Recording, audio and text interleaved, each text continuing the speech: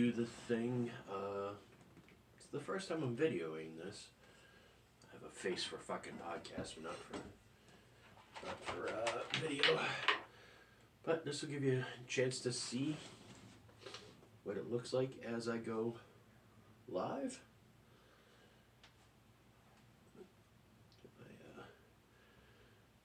Yeah, I don't know why I need these earphones. They just make me feel a little bit more comfortable when I'm speaking. I can kind of hear things coming right back at me.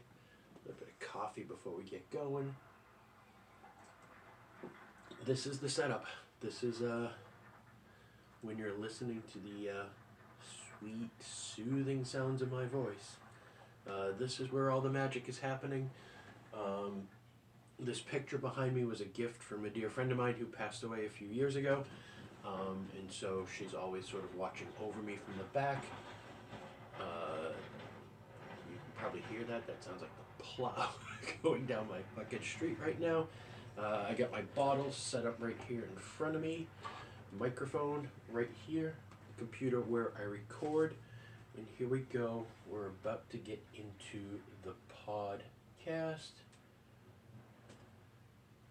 And yeah, let's see where this goes.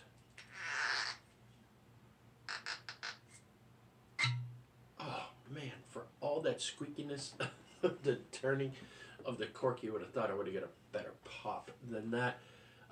Welcome back, guys, to the Spirits Guide podcast. I am Rich, your guide through the intoxicating world of spirits, books, movies, music, and anything else that I feel like I want to talk about, which are usually things that connect us as humans, because that's really what I'm all about, is bringing people closer together. There's so much in our world that kind of makes us feel like we're different from everybody, and in the end, there's just so much that sort of bonds us together, and, you know, spirits is one of those things. So here we are. I'm kind of doing a weird thing. I don't know if it'll end up on the YouTube channel or not. Your own YouTube channel. Yeah, I've had a YouTube channel for years, and I've never fucking utilized it. I've never put videos up there, but I feel like this is the year that I want to grow this thing and do a little bit more and give it some more meaning and some more oomph. So I want to start posting videos on the YouTube page. Who knows? I'm technically a tech moron. So if I can figure out how to get this posted up on YouTube, it will be there. If not, you at least have the sound of my soothing voice, my face for radio. Yeah, I want to start off by thanking you guys again, as always, for taking a little bit of time out of your day, out of your week, out of your life to spend it with me. I really do appreciate it. It's what keeps me going. Update on everything. I am back in full swing at the old job, managing the store. It just feels good to be back where I belong, where it feels like home, where I know what I'm doing. And so far, a lot of the things that I have talked about with ownership there in regards to the state of really the liquor industry. You know, when I was having talks with them, when I was, planning on leaving, one of the things I talked about was like this January was not going to be like the last few Januaries we had. Dry January. It's a thing. It's sort of a thing. Every year that people want to get healthier and feel better about themselves, and they're going to quit drinking, and they're going to quit smoking, and they're going to join a gym. Those things have happened every January for as long as I have been in the liquor industry. Let alone in January, all those credit card bills from Christmas start to come due. So typically we take a big hit in January. But I kind of predicted that also, at least here in New England and Massachusetts, in my store, there are external factors that have a huge impact on our business. And sports, whether you like them or not, whether you're a football fan, a Patriots fan, or not. Um, that has an impact on our industry, and the fact that for the last 4 years the Patriots, um, our football team, has not been relevant. So it makes it easier for a lot of people to do dry January because there's nothing really to drink for. Um, but we knew going into January that the Patriots were better this year. They were, the best they've been in the last 5 years, and they were going to be playing in the playoffs. For you non-sports fans, that means they're playing longer. Um, so while the regular season of football ended weeks ago, the Patriots are still playing, which means there are a lot of guys and a lot of girls and a lot of people who are fans who are, celebrating and drinking on Sunday while they're watching the game and being excited for it and being excited all week. Like, it's not just Sunday that they're buying beer. They're buying beer on Tuesday because they're excited, and that has already. You guys know I walk this sort of moral, ethical tightrope a lot doing what I do, but for business purposes, a lot of people have broken their dry January already just to watch the Patriots. And then this weekend, hopefully by the time you are listening to this podcast, you have survived the snowmageddon, the snow apocalypse that is coming. You know, it's been 3 days of people fucking panic buying. I haven't seen shit like this in my store since fucking COVID. Like, people were in on Thursday, like, I'm stocking up for the weekend. We're getting all this crazy snow. And then they were back on Saturday because the stuff they bought on Thursday they had already drank, just like COVID. But we haven't had a storm like the one we had, that is currently going on outside my window. We haven't had a storm slated to be this big in years as well. So people are hunkered down, they're buying liquor. So the encouraging thing is that dry January seems to have been broken this year. And that's a good thing for the industry. I really do think it's a good thing overall. Much like everything else, though, I don't want people to abuse it. But I talked to a lot of people over the last few days who are like, yeah, no, I got friends who are coming over for the football game, and we're gonna get snowed in, and we're gonna cook up some food, and do up some wings and whatever, and buying good bottles of bourbon to share with friends. So it wasn't as many people just like, oh, I'm gonna be stuck alone in the house and I'm just gonna get fucked up. Like, there were people getting together for the football game. And again, whether you like sports or you don't, for the Patriots game, like, you get 5 or 6 people together in a room, like, it's a good thing. And if they're sharing a good bottle of bourbon because it's an important game to them, that's a good thing because it's better for sort of the health of human relationships in our humanity. So yeah, it's been a good thing. It's been exciting to see. God, I know last January I was probably at work reading a book a week because there was absolutely nothing going on, and now I'm, still trying to get through this piece of shit Anthony Bourdain unauthorized biography. I can't wait to talk about it here on the podcast because it's such a piece of shit. But we've actually, done some business. So, like, all these reports you see on Instagram of, like, the liquor industry's taking a beating and people aren't drinking. Bullshit. I am boots on the fucking ground, and I promise you, people are drinking. And if you're out there and you're one of those people who's like, well, everybody else is quitting drinking, maybe I should dial it back. It's not happening. People are drinking. Young people are drinking. I ID people on a daily basis, and there are a lot of 21, 22-year-old kids who are drinking. Hopefully not to excess, but alcohol is a part of their diet and their life. Where are we? 8 minutes in. All right, well, I suppose we can get down to some whiskey. So, quick little mental health update. Uh, I'm doing great. Um, Still taking the meds.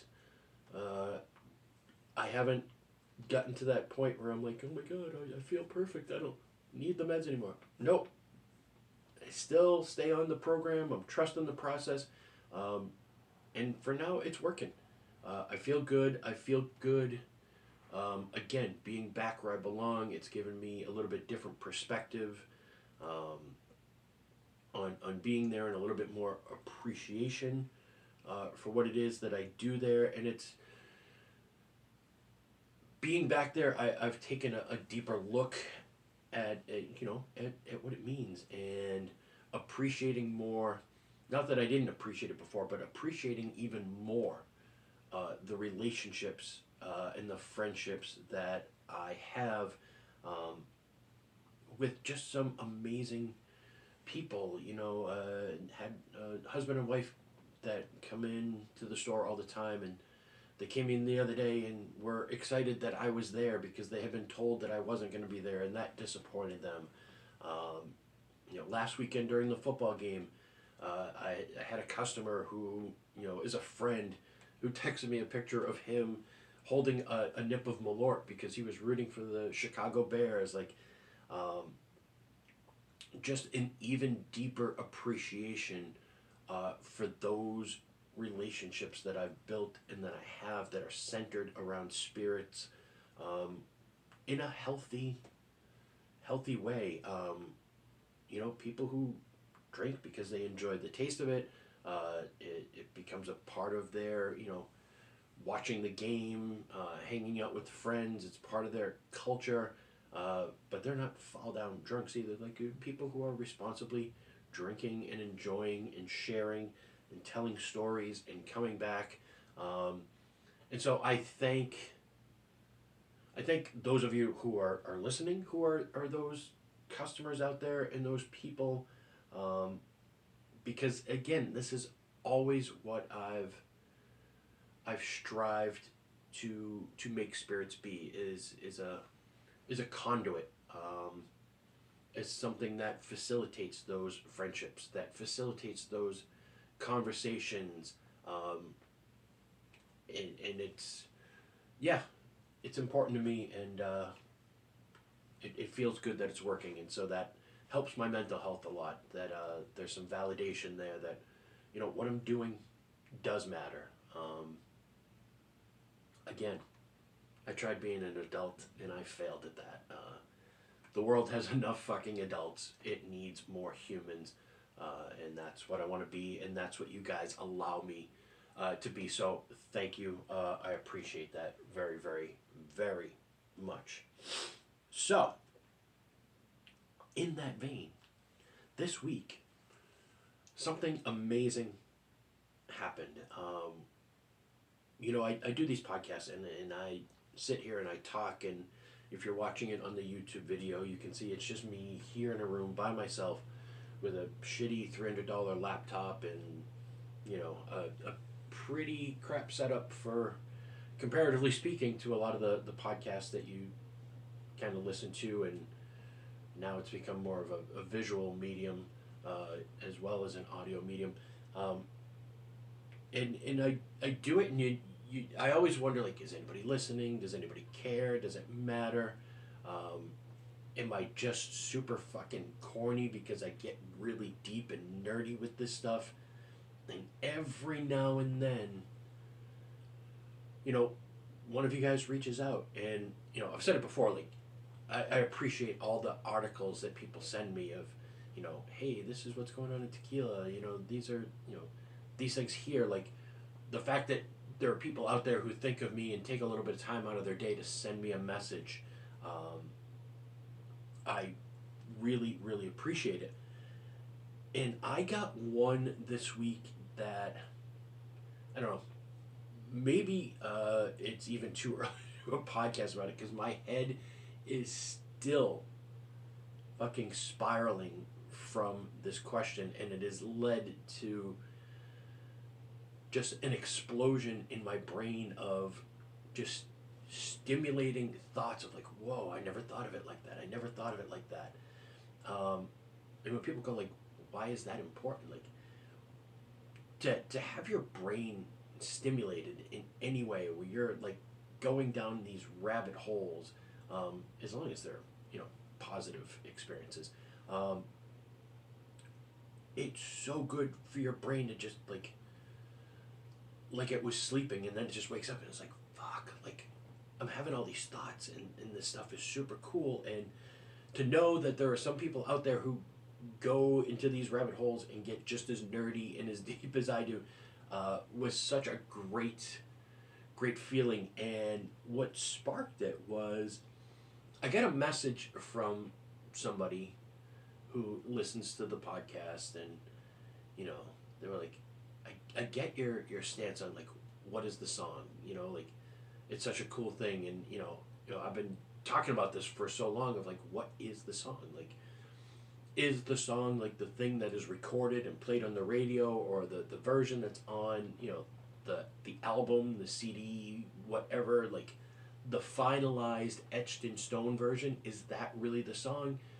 Because when you change the tone, the tempo, um, sort of the musicianship of it, um, you can change the whole song. Um, I had stumbled upon, there's a band I love that I'll talk about here on the podcast at some point called City and Color. And it's a fascinating thing because it's a one guy, it's his kind of solo side project. He's in a kind of a hardcore punk band, but then he does this acoustic side project, of which he's a phenomenal songwriter and has a great voice. And it's mostly just sort of acoustic, uh, ambient music, but with great lyrics. He actually did a music project with Pink too called U Plus I, and it's just him and Pink doing mostly acoustic songs that are just beautifully written. Um, but he had done some Alice in Chains covers, and if you're not familiar with Alice in Chains, you probably live under a rock. But they're a pretty heavy, you know, part of the grunge scene.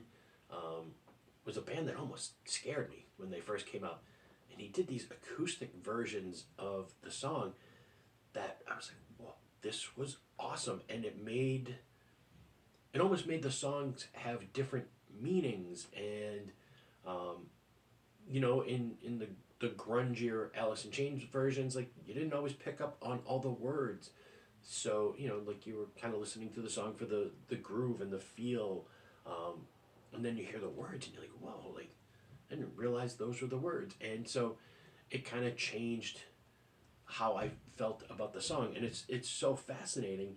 Um, and the person who kind of reached out the question was like, like I get it, that's super cool.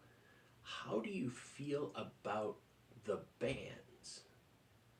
Like the question is like, what is the song? Like who gets to take ownership of that song? And I'm gonna loop all the way around back to that by the end here. But sort of the question of what is the band? And I was like, I never thought of it that way. Like, who gets to take ownership of the band? And it just got me thinking of like, well, a band like AC/DC loses their lead singer, replaces him. The band goes on, and the band is more well known for the second lead singer than the first, although there's a lot of diehards that prefer the first. But it almost seems like a natural continuation. And I started to think of other bands. Like the band Journey is still touring. And they've been touring for probably 30 years now, with a new lead singer who wasn't really the original lead singer, which was Steve Perry. Um, and then I thought deeper, like Steve Perry wasn't even the original lead singer of Journey. Um, so is Journey still Journey? Like, who gets to take ownership of the band? 38 Special was like a southern rock band, and then their lead singer left to go join Lynyrd Skynyrd, which was his brother's band, and Lynyrd Skynyrd is still touring with the former lead singer of 38 Special, who was the brother of the former singer of Lynyrd Skynyrd, who passed away in a plane crash. Van Halen famously changed lead singers. David Lee Roth to Sammy Hagar to Gary Cherone, back to David Lee Roth. But the band was still the band. So it sent me down this fascinating rabbit hole of what defines things. And then that led me to these 3 beautiful whiskeys that I have in front of me. Undefinable sort of whiskeys. And the first one, Redwood Empire, Lost Monarch. I've probably tasted this whiskey plenty of times on podcasts, on live videos when I used to do them for the store. And, sometimes it's just good to go back and revisit an old friend. And Redwood Empire, Lost Monarch is one of those whiskeys that just sort of lacks definition. Well, what is it? Well, it's an American whiskey. What does that mean? Because Seagram 7 is an American whiskey, and that's not good. And there are definitely different classifications of American whiskey, but what Lost Monarch is it's 60% rye, 40% bourbon. The bourbon component is comprised of bourbons that are 4 to 12 years. The rye is 3 to 5 years. Some of it is their whiskey. Some of it is sourced from MGP, Tennessee, Kentucky. It's just a hodgepodge of all kinds of whiskey. But it's not a bourbon. No, it's not a bourbon. And it's not a rye. No, it's not a rye. Well, then what is it? And here's where the whole dialogue of what is the song, what is the band, what is Lost Monarch? Why do those questions exist? And I think they exist for a lot of different reasons. Because the brain, sometimes, I've talked about this before, sometimes it needs to simplify things so that we can understand them. We want to break them down, we want to make them simple. This is what happens with all the fucking new to bourbon guys.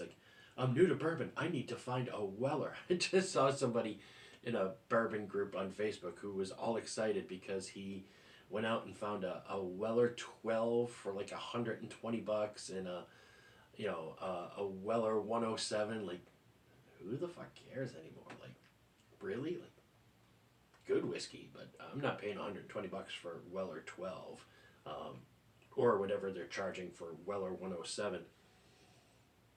But what happens is those guys get into bourbon and they don't understand things. Their mind is not open or expansive enough, and they just want answers and definition. I'm into bourbon, tell me what's good, and then they're going to drink it and go all right, well, that's what good bourbon is, and calibrate their palate that way. And never be open to anything interesting. And so they're not really whiskey drinkers. They want to be part of something, and they need something defined so that they can go do the defined thing. Oh, man, Lost Monarch. I was just reading something, actually, in the Bourdain book, and it was a quote that basically said, it's easy to make decisions in chaos when you have obligations, because you're deciding based on that situation. But when you have absolute freedom to do whatever you want, sometimes it's harder to make decisions. And I'm paraphrasing that, of course. But I read that and I was like, well, that's so true. When somebody tells you, hey, this is good whiskey, okay, that's it. But if you're out in the wilderness on your own and there's nobody to tell you what's good, and you have to kind of wade through stuff, like a lot of us did, buying bottles just on a whim, because the label looked interesting, or because it sounded interesting, or the branding was interesting. And sometimes you found interesting whiskeys that didn't taste like everything else, and sometimes you found shit. Um, and I think the important thing there is it is impossible to know what good whiskey is until you've had bad whiskey. Because good can't exist without bad. You know, the you know, light doesn't exist without dark. Like without having balance and something opposite, one can't exist without the other. All right, too much corny shit. Let's drink. Redwood Empire, Lost Monarch, 90 proofer. Love that proof point because it just means you can have a few glasses of it and enjoy it. Again, this is from Redwood Empire. I got to know these guys a few years back. Derek Benham, great guy, is the guy who owns the company. Jeff Duckhorn, master distiller, just a mad scientist, a Willy Wonka of whiskey. And this is, we retired this at my store. We put this in like our whiskey hall of fame of like, it's just always going to be great. For $35, yeah, here we go. Mm.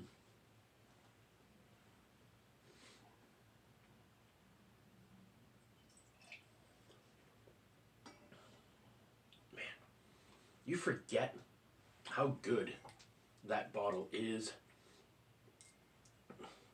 And granted, it's a little chilly because it's fucking freezing out, and it's a little cold here in the studio, so there's a little chill on that whiskey already.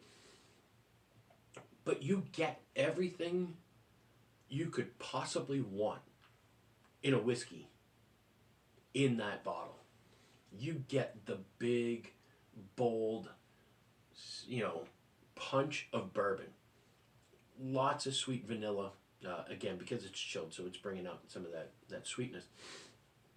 But big rye spice. I know there are people who will refer to it as a boo rye. I never really loved that term, but it is what it is. But yeah, you kind of get everything you could possibly want in a whiskey. It's the best of both worlds, bourbon and rye. And for anybody who thinks that they could just buy Redwood Empire bourbon and Redwood Empire rye and blend them together and make your own Lost Monarch, it's impossible. It is impossible. I have talked to Jeff Duckhorn about it because, like, again, the Redwood Empire bourbon is a blend of bourbons from 4 to 14 years. But the proportions of those whiskeys are undetermined. And the Redwood Empire rye is a blend of 3 to 5 year old rye, the proportions of which are undisclosed. And so you got to figure out which proportions of bourbon, which proportions of rye, and then blend those together. Never mind. Just buy the Lost Monarch.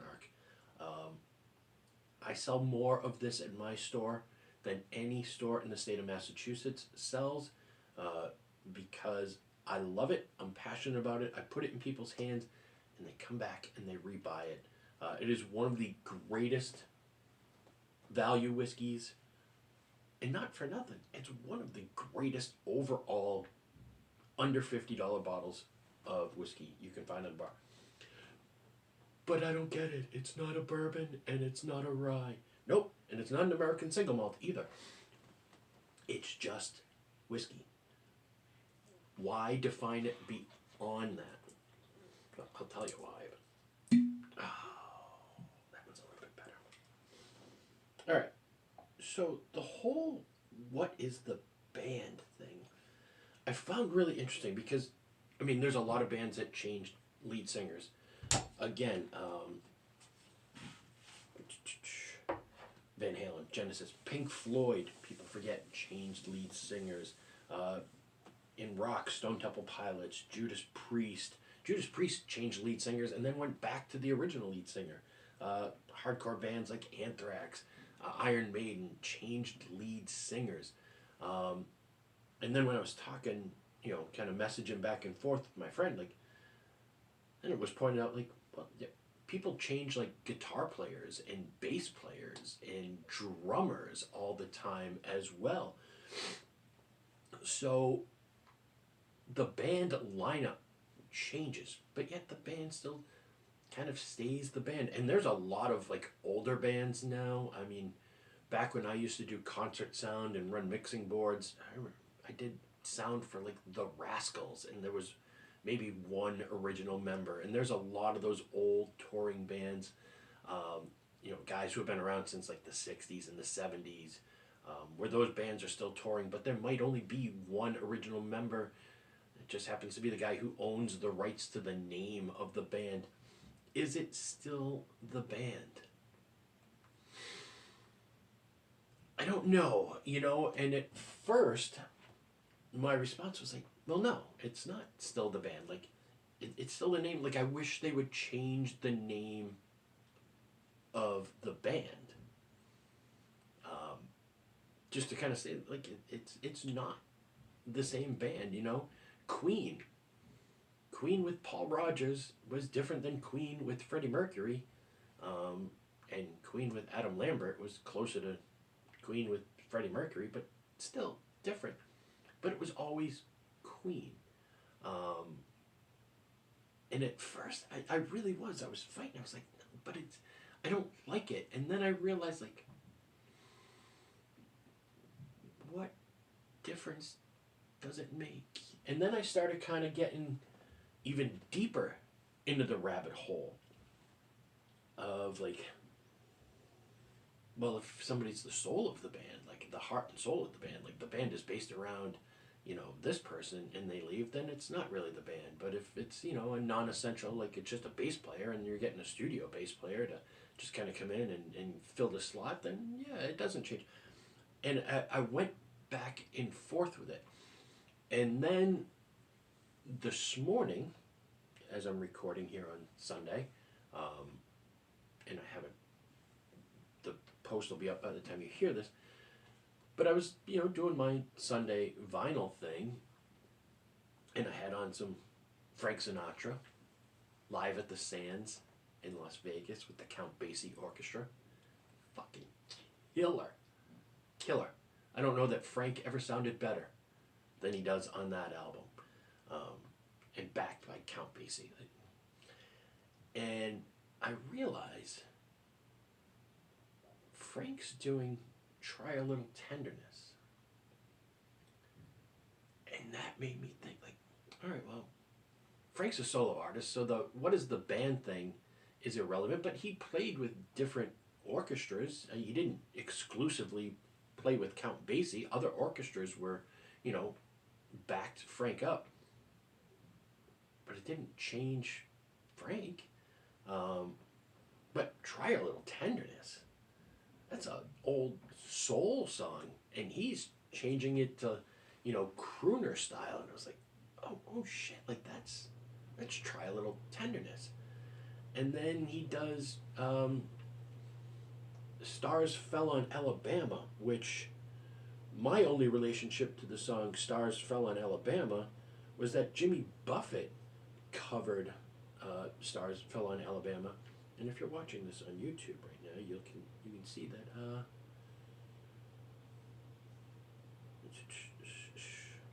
Stars Fell on, you'll see me looking up, because as much as I was really prepared for this,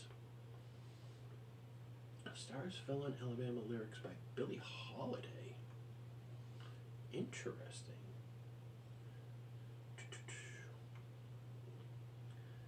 So, yeah, Stars Fell on Alabama, done by Jimmy Buffett, done by Billie Holiday, like done by Ella Fitzgerald. All completely different feels to that song. And there was Sinatra crooning about it. And it then got me thinking, like, wow, what is the song? What is the band? And then I went even deeper, and I started to realize, like, you know, I don't know where or when we needed to start defining things, and um, having definition allows us to communicate as humans, to have a mutual understanding about what something is.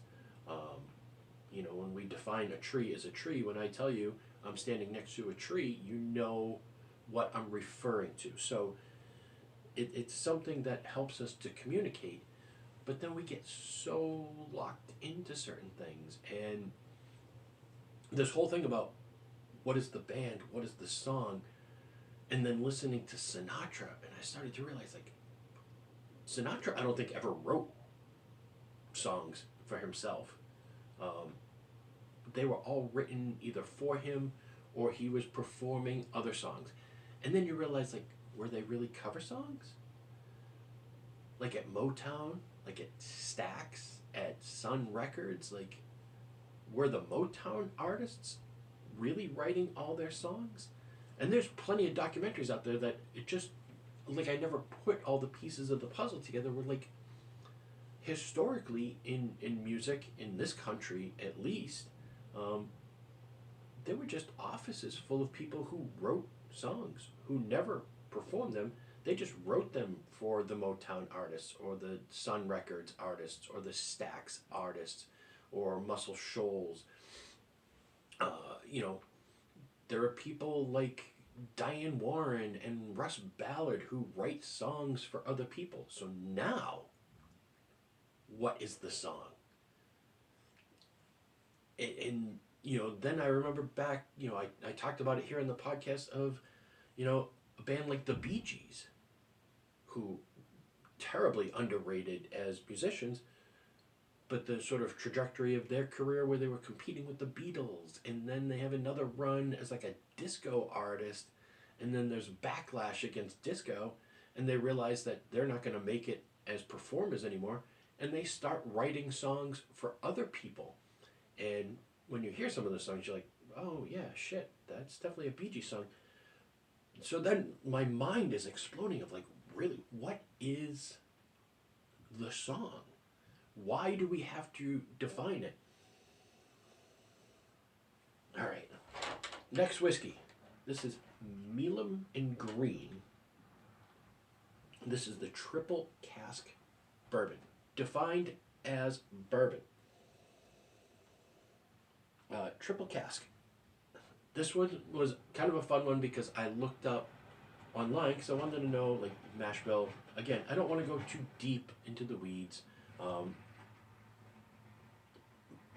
but you want a little bit of information. And according to Google AI, this is a triple cask bourbon, mash bill, 70 corn, 22% malted rye, 8% barley, comprised of 2-year Texas whiskey, 4-year Tennessee whiskey, and 11-year Tennessee whiskey. That's what Google AI told me. And then I went to the Milam and Green website, where, according to their website, it is just a blend of Texas and Kentucky whiskey. Whiskey made in Blanco, Texas, and whiskey made in Bardstown, Kentucky. According to them, it is aged over 3 states. The last state that it ages in is in Texas, which is famous for being super, super hot, having a really high angel share. And 2-year Texas whiskeys are the same age as like a 4-year Kentucky whiskey, which, again, like I've said before, is like microwaving your chicken. Milam and Green, it's a woman-owned company. Heather Green, I forget the first name of the other woman who is a Texas entrepreneur. Heather Green has kind of local ties here in Massachusetts. She was named the 2024 Master Blender, or 2024 Master Blender of the Year. Their Master Distiller was named Master Distiller of the Year that year. They got a Rising Star from Fred Minnick's Ascot Awards the year before. Um, and this is a brand that I've always kind of stayed away from because I always felt like the whiskeys were just okay, um, and that they were really, really expensive. But then I saw this one on the shelf for $40, and I figured I would take a flyer on it. And again, triple cask. We are clocking in at 94 proof. Sweet, sweet proof point. Texas and Kentucky. Here we go.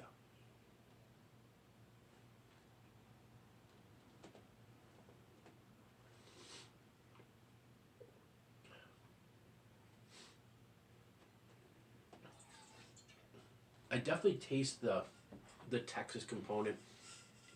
I'm gonna say um, there's a distinction with Texas bourbon, especially Texas corn has a very distinct flavor.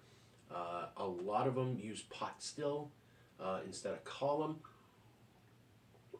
which to me gives the whiskey a slightly oily texture and a slightly nutty flavor.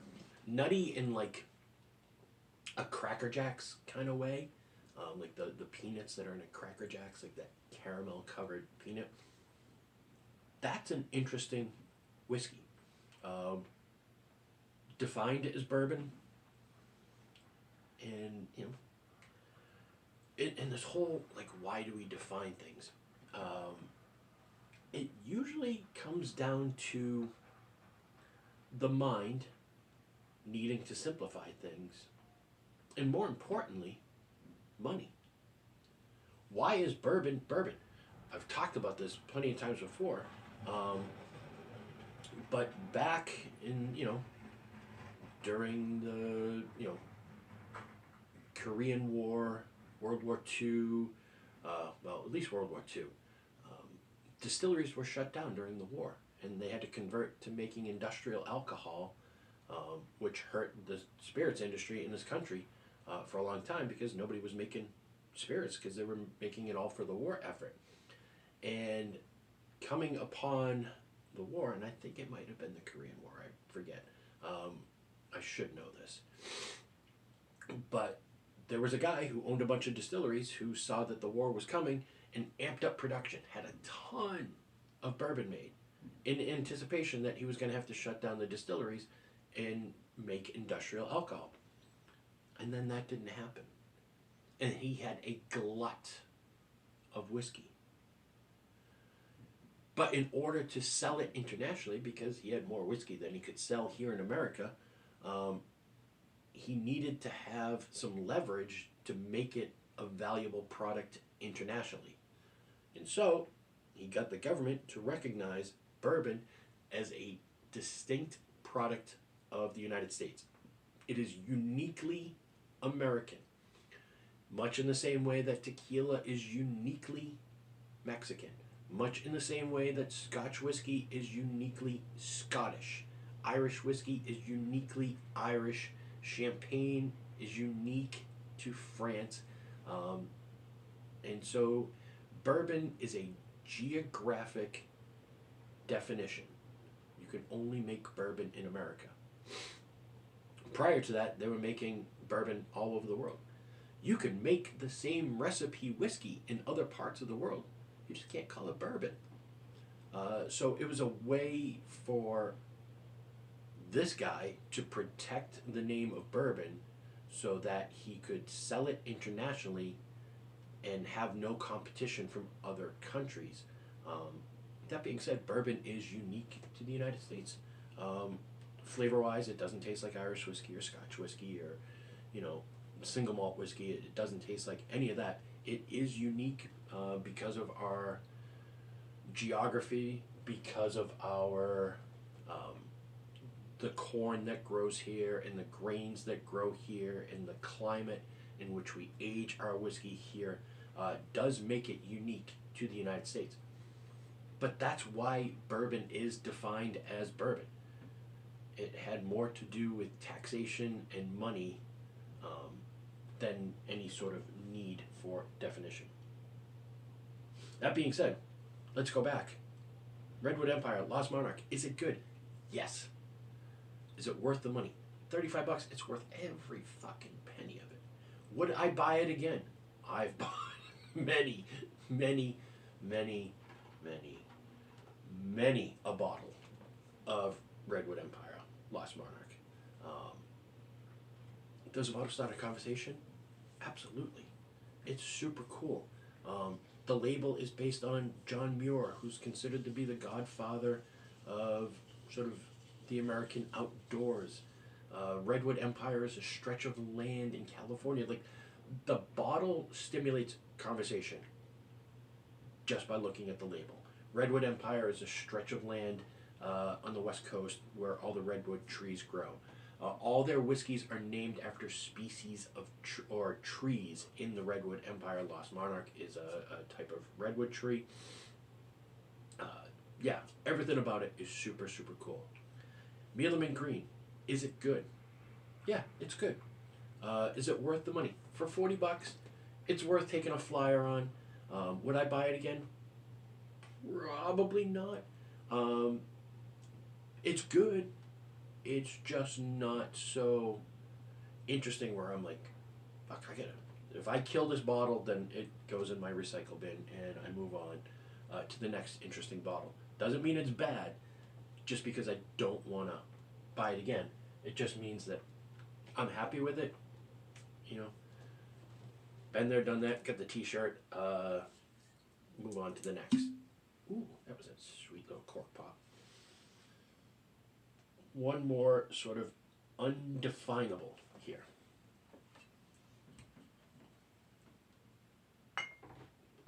Ooh, show that one to the camera, just in case.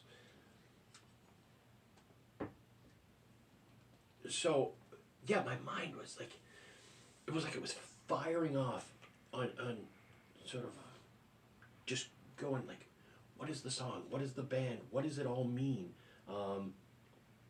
And then I went back to Try a Little Tenderness, and I was like it stimulated a different part of my brain where I was like, oh my God, Try a Little Tenderness was performed in one of my all-time favorite movies that really sort of encompasses like what is the band and what is the song. And I don't know if there's a better movie. You know, I've always wanted to do a podcast of like, you know, great, you know, music movies. And I've talked about this before, but there's a movie out there called The Commitments. If you've never seen it, you like music, it's worth the watch. It's one of those movies that it gets better to me every time I watch it. There are certain movies, Office Space, Big Lebowski, Commitments, that just they get a little bit funnier every time you watch it. And I feel like every time I watch The Commitments, I watch it from a different perspective. And I'm going to go back and watch it again. I mean, there's football on today when I'm done recording. But maybe tomorrow while I'm still, you know, stuck in Snowmageddon, I'll go back and rewatch it. And what The Commitments is it's about a bunch of like poor white kids in Southern Ireland. And one of them wants to start a soul band. And it's the process of putting together a band with a bunch of kids who were raised on like Depeche Mode and U2 and Irish pop, and they want to do black soul music. And the kid who's putting it all together, you know, he's auditioning all these musicians and he builds a band. What's great about the movie is a lot of times when you see movies about bands, especially at the time when this movie was made, there would be a lot of people. One of my favorite movies, Eddie and the Cruisers. I talked about it here on the podcast months back. You know, the main actor in that, Michael Pare, like he couldn't play guitar, he couldn't sing, he was just lip syncing to the words. Streets of Fire is another favorite movie of mine. Early Diane Lane movie where she is lip syncing um, the songs because she plays a singer named Ellen Aim. Great movie, by the way. Just a fun watch. Like, it's not The Godfather or anything, but it's just a fun uh, watch.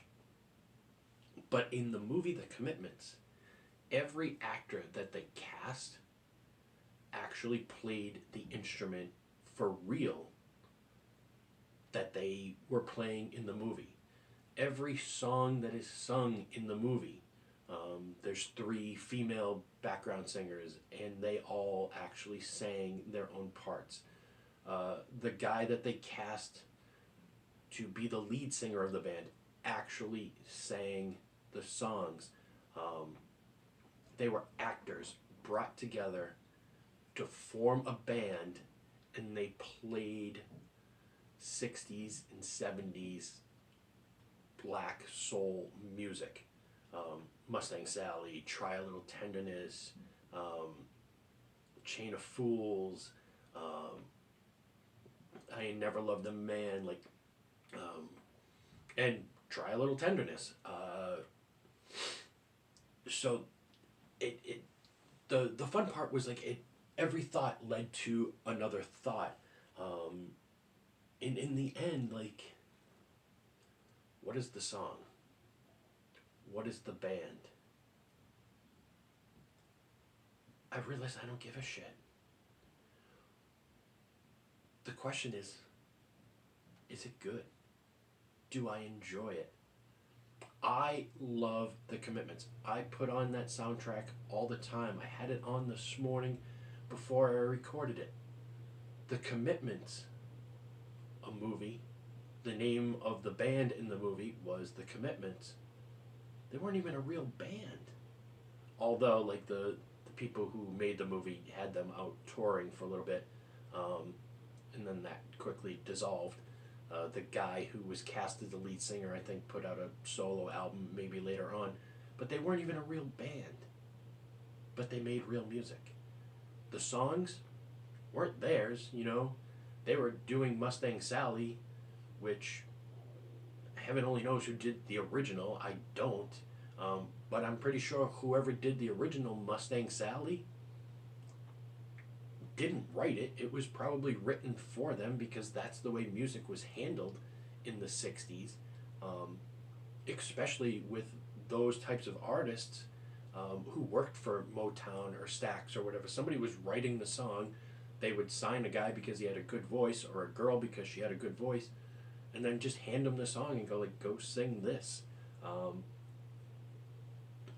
Obviously the bands like the Beatles and Springsteen wrote their own music, but a lot of those musicians back in the 50s and 60s, they didn't write their own stuff. They just performed it. So I guess if you want to define, you get into, like, what's a performer, what's an artist, who created it. In the end, much like whiskey, is it bourbon? Is it rye? The only question you should be asking is it good? And that was the conclusion I came to with, what is the song, what is the band, what is the music? Like, I get we need to define it because, well, young kids will never get this, but there used to be places called record stores where you would go and purchase music. It wasn't just readily available on your phone. You had to actually go get it. And so you needed to define, like, is this blues? Is this country?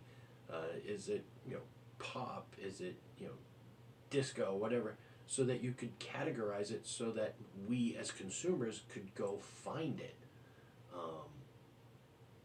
But eventually those things ended up dividing the music by defining it because I say it all the time, like, I was raised to think that rock music was for white kids and rap music was for black kids. And then later on in life, I learned that the rap music, when it was being performed live, was being performed live in the same clubs as the white punk kids. And the music just ended up being segregated. And so, again, with bourbon, like, it's whiskey. Like, if it's good, it's good. If the song is good, it's good. If the band is good, it's good. If it's bad, it's bad. Um, and the song, the band, the music, the art. I've said it before that art is a reflection of our humanity, representing the time it was created in. And as humans, these things can evolve and change. And sometimes the change isn't for the best, but sometimes the change is great. So the song is the song. But if somebody else does it and evolves it, they can make it better. They can also do a shit version of it. If a member leaves a band and a new member joins, Sammy Hagar joins Van Halen. Is it the same band? No. Did it evolve into something really good? Sure. Do people take sides, Dave versus Sammy? Sure. But the music was good either way. It didn't matter what they called the band. As long as the music was good, that's all any of us cared about. So if Frank Sinatra does a killer version of Try a Little Tenderness that doesn't sound like the version that the Commitments did, it's just an evolution. It's a change. Sometimes it's good, sometimes it's bad. All that matters is, do you like it? Without needing to define it. All right, one last whiskey before I let you get on with your lives. And if you're watching this on YouTube, you're probably sick of seeing my fucking face by now. My God. I should do this podcast just looking in a mirror the whole time, just to see what it must be like for you guys to watch me for an hour. I don't think I want to do that. All right, so this is one that I took a flyer on. I bought this yesterday, as a matter of fact. It had been sitting on my shelf for a while, and I don't know, something every now and then just gets inside of my head, where I just do something stupid and spend a lot of money on a fucking bottle. And I'll show it up there. This is an Orphan Barrel, which is a Diageo product, the Evil Empire. This is Fable and Folly. Clocks in at about $1.60 on the shelf. When I was looking it up online earlier, I've seen it now like $300-400 online, because they do these in sort of limited runs. Although all the reports I saw is there's more than 50,000 bottles of this made, so it's not that limited of a run.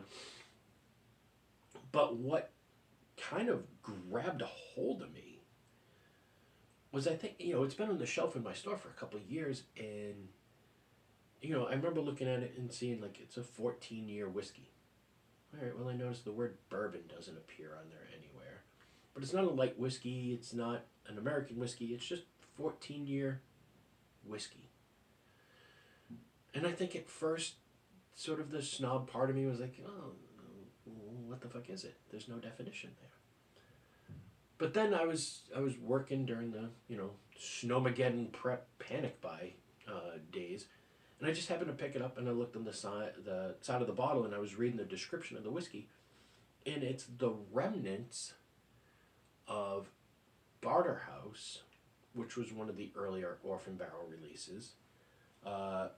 It's the remnants of Forged Oak, which is a previous Orphan Barrel release. Like when they vatted those barrels to do the bottling, there was a little bit of whiskey left over.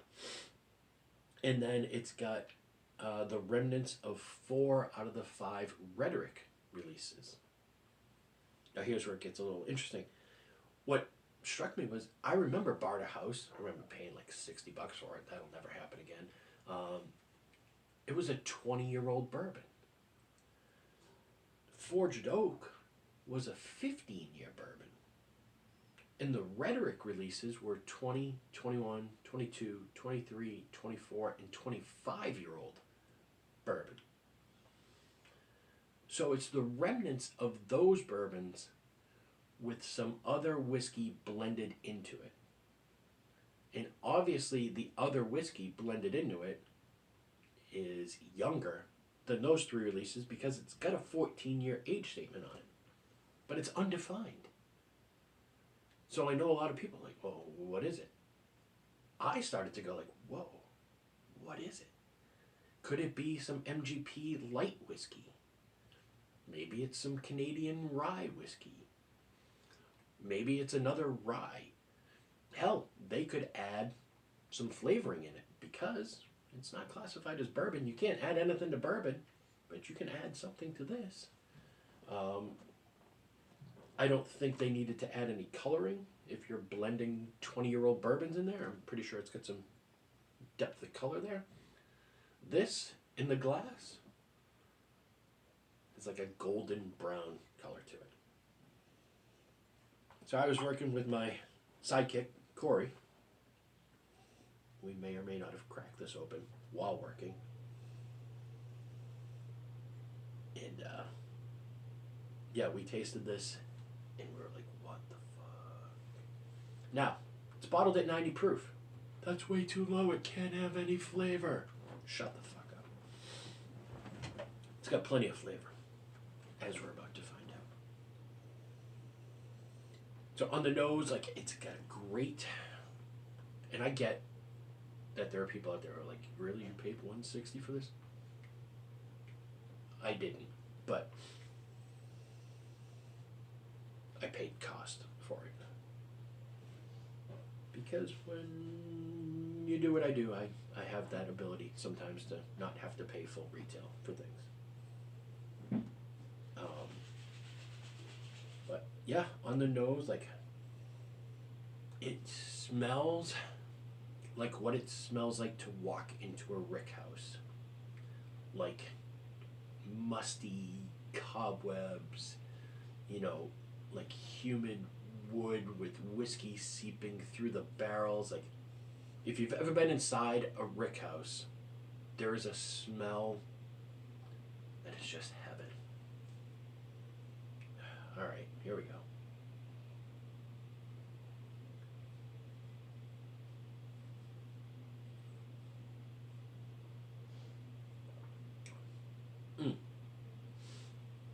And again, there's a little chill here in the studio because it's fucking freezing and snowing out. So it's a little bit colder than when I tasted it last night. And that slight chill has brought out some great cherry flavor. It's still got like this great, just, it tastes old in the best possible way. Like you can tell there's 20-year-old bourbon in there. Like the old sort of woodiness. Because after a while, like that, the toastiness of the wood kind of wears off as the whiskey kind of blends into it. But that sort of like leathery, sandalwood, musty. Maybe there is some light whiskey in there. Who the fuck cares? The bottom line is, this is good. This is really good. Is it good? Absolutely. Is it worth the money? Anything's worth what somebody's willing to pay for it. If there was less than 50,000 bottles, I might say it's worth it. But again, when this came out a couple years ago, 160 was like outrageous. It's not quite so outrageous now. Still probably not something I should have purchased. Just sort of my impulsive, just staring at it and then getting sucked into the Barter House Forged Oak rhetoric, and remembering how great those whiskeys were. It's a cool whiskey. I even like the fact that it's lower proof too. Could it use 10 more proof points? Absolutely. I'm gonna say it's probably not worth 160, but if you're looking for a special limited bottle, yeah, it's worth it if you want to pay for it. Would I buy it again? No. Bottles over $75, I almost never buy again. There's only been a few that I've ever bought multiples of. Yellow Spot being one of the ones. Michter's 10, back when that was $100, I would buy multiples of that. But very, very few. Does a bottle starter conversation? Yeah, it's super cool. It's a great bottle design. It's that squared shoulder again. There we go. Almost looks like an apothecary kind of bottle. The label is super cool. It's got 3 different animals kind of combined into one hybrid that represent the beasts that were on the Barda House, the Forged Oak, in the Rhetoric bottles. Yeah, bottle definitely starts a conversation. Fantastic. All right, I am going to wrap it from there. Thank you guys, as always, for indulging me on this journey. Thank you for all the messages and the rabbit holes that you guys send me down. I appreciate it. It makes this feel even more interactive to me, which is really what I want. Just, human connections. It's awesome. So thank you. Keep sending those out. And if there's bands out there that you're like, hey, this one changed the lead singer. Yeah, let me know. Send me a message. I really want to kind of dive into this, rabbit hole and go even further with what is the band, what is the song. If you haven't watched it and you like music, please, I can't recommend it highly enough. The Commitments is fucking awesome. It's funny. Even the ending, is just... It's kind of a sad but fitting ending to the way the movie goes. And the music is just unreal. Yeah. Thank you again for listening all the way till the end. I really do appreciate it. And I will let you go get on with your life. Yeah. Remember, you are not alone. I think it's more important than ever for us to kind of realize, we're not alone. Any of you can reach out to me at any time. I will message you back as soon as I can. And we can chat about books, movies, music, spirits, whatever. Stop by and visit me at the store. We'll share a drink. Yeah, just remember, you're not alone. Malort is still fucking great. It's getting better in 2026. Yeah, I had a friend bring me some Malort hard candy. Amazing. And remember, guys, most importantly, social media is not real. Cheers, guys. Dun, dun, dun, dun, dun, dun.